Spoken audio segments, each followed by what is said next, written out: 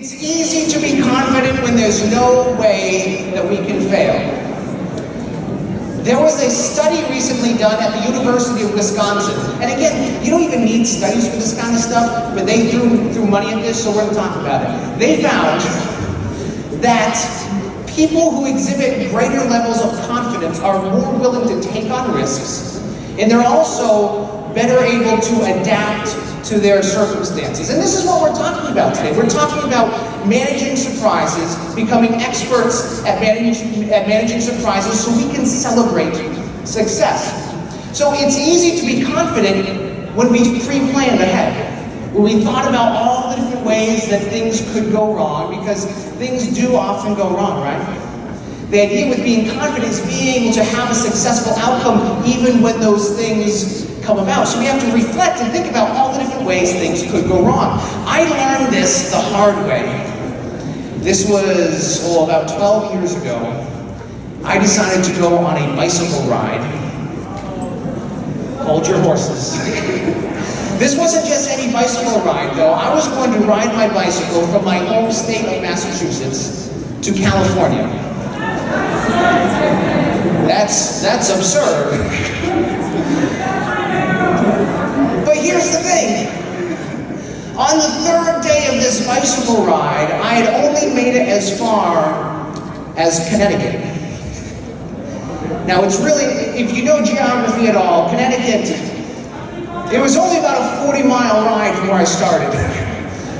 And it took me, no, it's not good. I like the commentary we're having over here. You're right, it was not good. And when I made it to Connecticut, I made a very important decision that would change my life forever.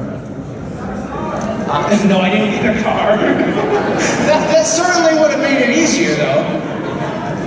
I decided to give up. I decided I wanted to go home. Oh, thank you.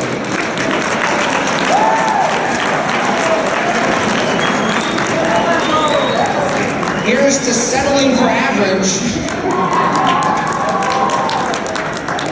Just to be clear, that was my stumbling stone, settle for average.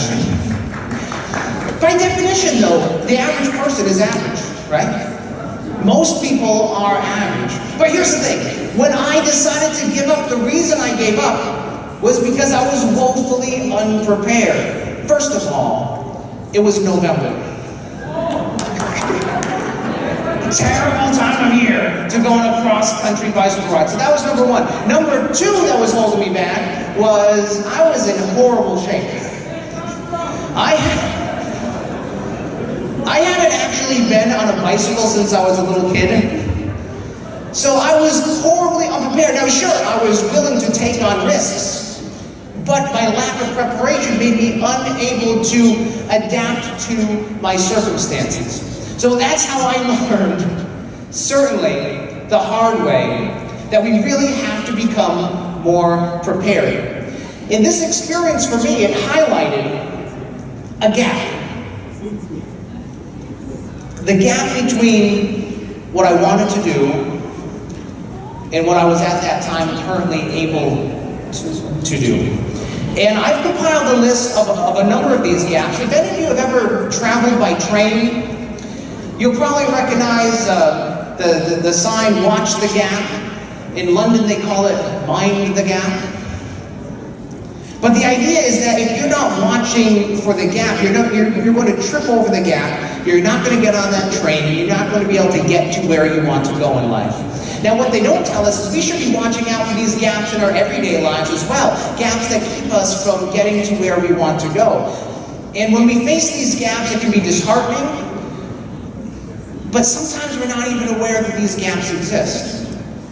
Sometimes we don't know that there's anything holding us back. Like for me, for years, I didn't know my gap was settling for average until it was glaringly obvious.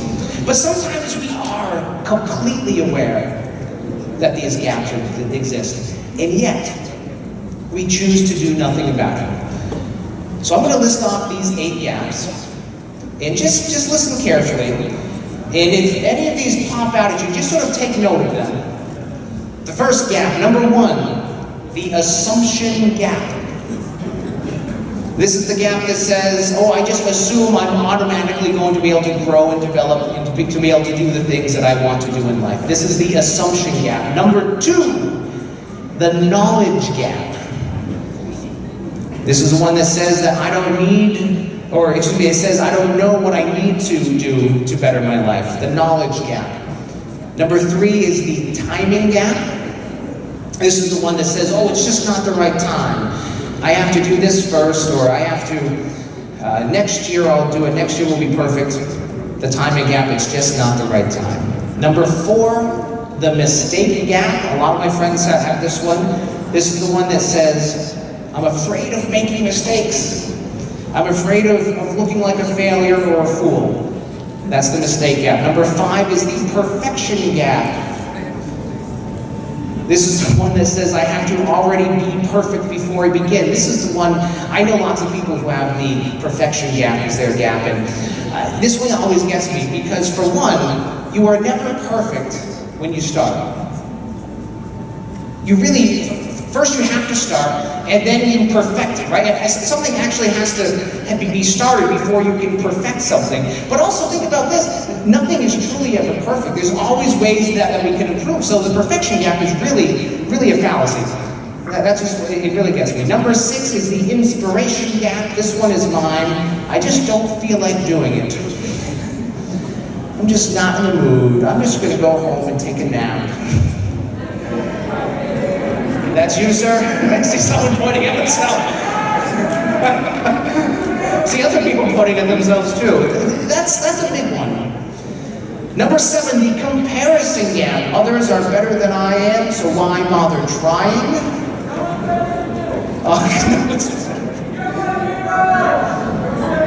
At least we're even now, because you're my hero too.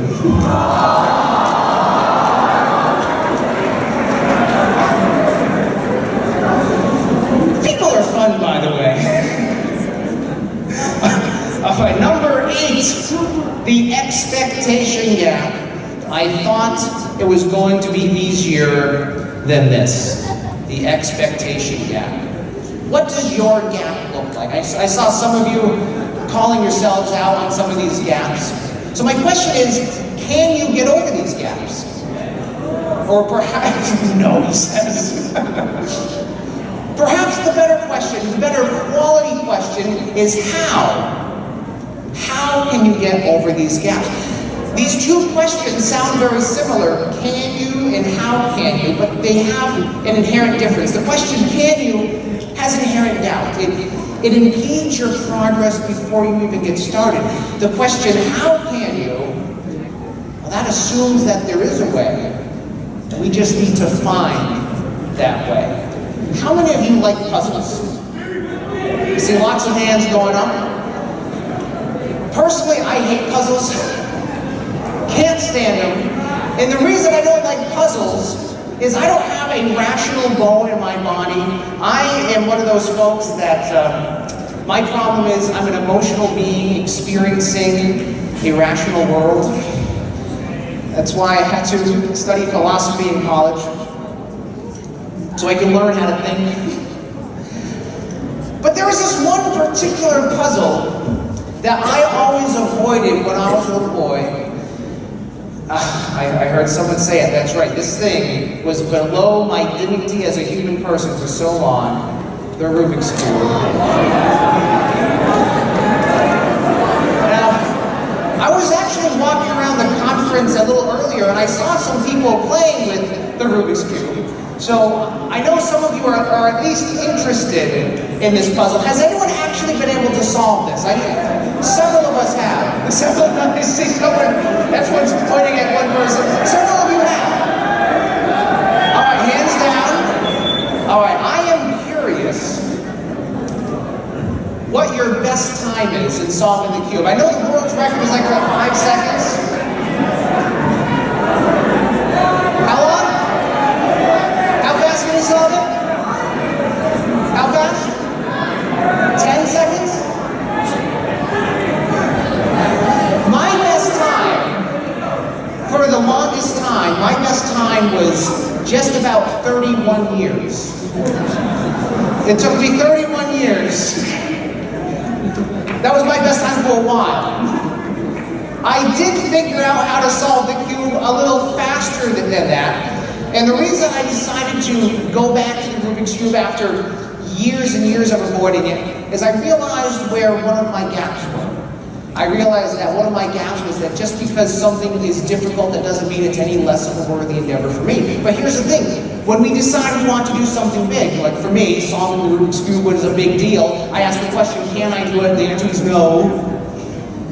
But then I asked the question, how? Here's how I did it. When we want to do anything big, we don't just dive right into it. If we want to become a writer, we don't just start off writing a 1,000-page novel. If we want to become a runner, we don't just start off by running a marathon. If we want to become a bicyclist, we don't start off by riding 3,000 miles across the country. That would be absurd. Who would do such a thing? Okay, maybe I tried that. Here's the idea. We have to start small. Isn't this adorable? This is a regulation style cube, only in adorable size. And I saw someone over here had their hand up that said that they do know how to solve this. I don't actually want you to solve this, but what I want you to do is just make sure the colors are all mixed up. What's your name? Austin. Ladies and gentlemen, give Austin a nice big hand.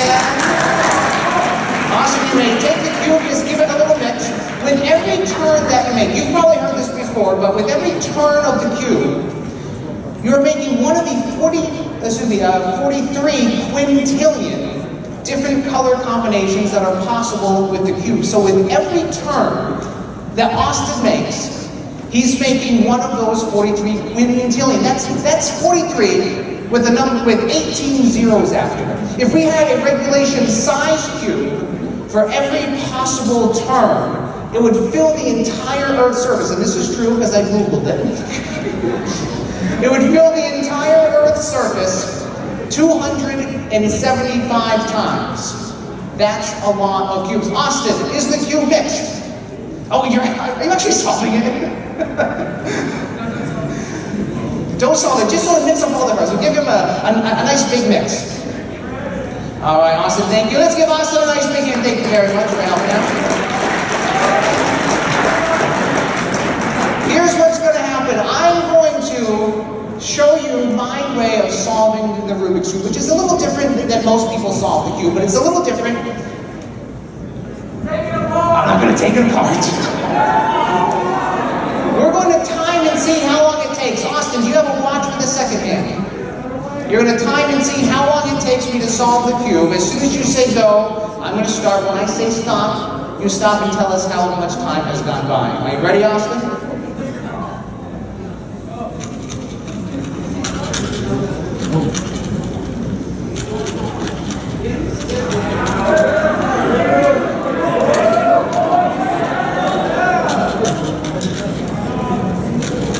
All right, Austin, I think one more, okay, one more, I got it. All right, Austin, time. How far do we get? How much? 21? Seriously, I did this last week, 34 seconds, ladies and gentlemen, 21 seconds. Thank you.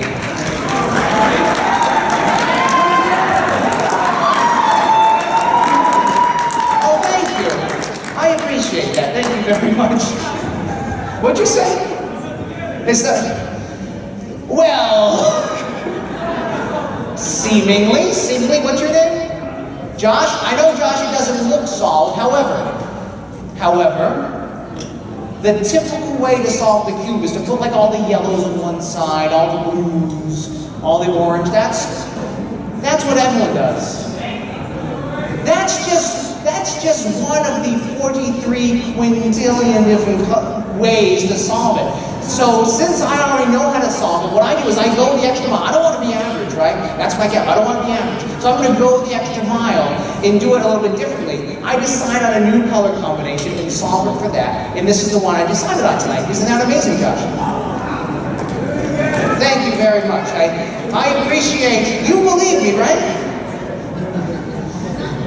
Oh, okay. Okay, so she's choosing to believe me. Now here's the thing. What I said, it's true, but it's also partially a lie.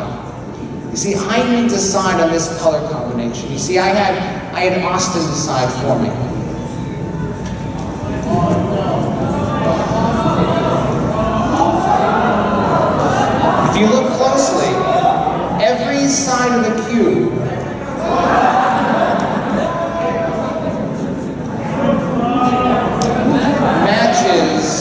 Who said fake news? And the top, and the bottom as well. Give Austin a nice big hand.